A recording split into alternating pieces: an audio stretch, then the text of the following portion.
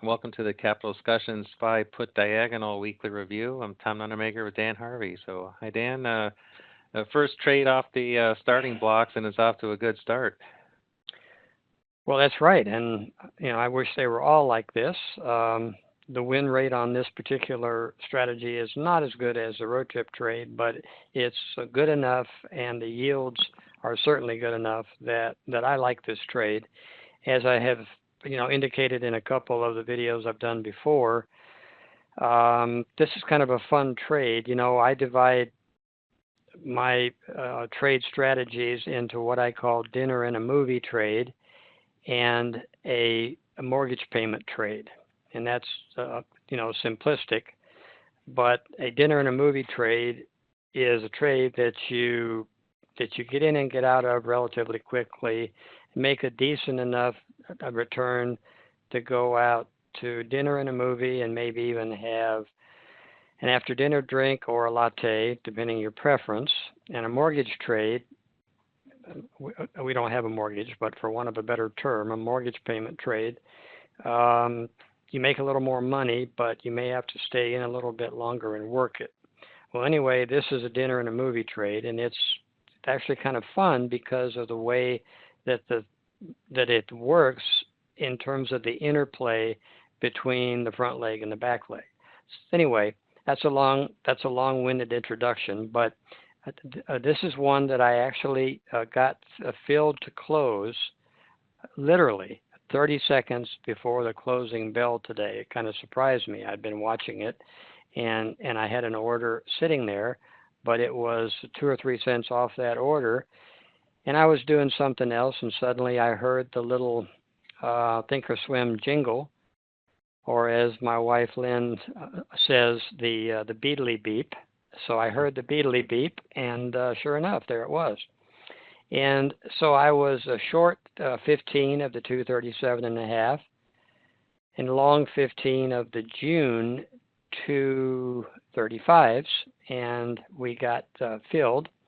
And I'll go to the spreadsheet, and you can see the way that I monitor this. So this is the closing trade. Normally during market hours, this is an RTD link coming in directly from Thinkorswim. Once I get the fill, I simply type this in, and then that is no longer an RTD link, as you see. So I bought this at $1.55 and sold it at $1.78, a 15 lot, $48 round turn for my commissions. Don't know what your commissions are, or if you had the same strikes. But anyway, $48 for mine, so that netted out $297 or 7.92% in 2 days. So what's wrong with that? It's on Friday night, so go out to dinner. And so we are just beginning the trial service here, or the official trial service. I've been posting some of these trades for a couple months. But we're going, I think, what'd you say, 15 days, Tom, or middle of May or something like that? Right, middle of May will the trial will end, and you should get 2 or 3 trades in by then to get a good feel how this thing works, and then we'll ask for who wants to join us ongoing as a paid subscriber after that. Well, that's right, and then we go live, and once we go live, and it looks as if we have enough people to be able to maintain and sustain the service, I will start to teach some of the nuances of the trade, for want of a better term, the tricks of the trade, which will include the setup, some minor adjustments that can be made, metrics, some volatility guidelines, and some exit guidelines. Basically, generally, the money is made from the back leg. So these are Vega dollars because the back leg is long Vega and more long Vega than the front leg is short Vega. So you can make some money from the time decay, but as you see in this particular trade, the front leg actually lost $60. So we made the money on the Vega dollars. And so if we have enough people to maintain and sustain, I will start to teach some of the nuances of the trade to try to maximize the profits. So I think that's basically it. So we'll just kind of see how it goes, Tom. Yeah, and I would encourage people to consider this as a companion trade to your road trip trades, because if you combine them together and have a small percentage of your account, 5 or 10%, say for example, and do this trade, it has a nicer yield, but it does have occasional losses. So the occasional losses won't be much, but if you combine it with your road trip, I don't think it'll be too bad, especially not every quarter. You should be fine. But this is a nice companion to the road trip or any other trade, really.